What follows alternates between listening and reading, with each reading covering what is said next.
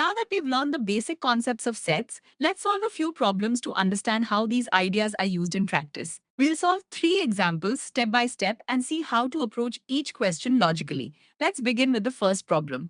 Consider the set A equals 2, 4, 6, 8, 10. We need to check whether 6 belongs to A and whether 5 belongs to A. The solution is straightforward.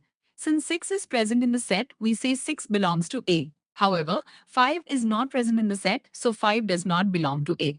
Whenever you get this type of question, simply check whether the element is present inside the set.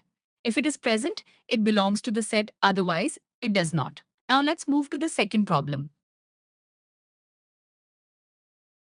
Let A equals 1, 2, 3, 4, 5 and B equals 2, 4. We need to determine whether B is a subset of A. To solve this, check every element of B one by one. The element 2 is present in A and the element 4 is also present in A. Since every element of B exists in A, we conclude that B is a subset of A. Now consider another set C equals 2, 6. Although 2 belongs to A, the element 6 does not. Since even one element is missing, C is not a subset of A. Always remember this rule. For a set to be a subset, every element must belong to the larger set. Even a single missing element makes the answer incorrect.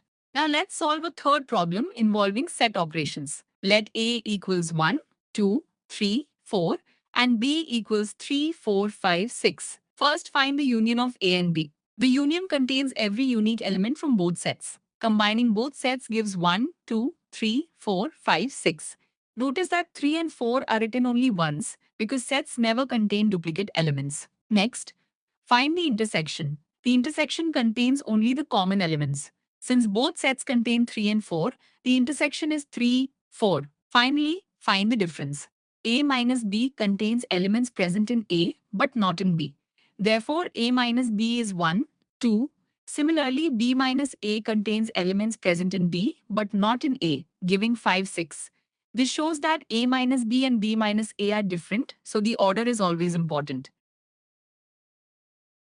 Let's quickly revise the key ideas from these examples. To check whether an element belongs to a set, simply verify its presence. To determine a subset, every element of the smaller set must exist in the larger set.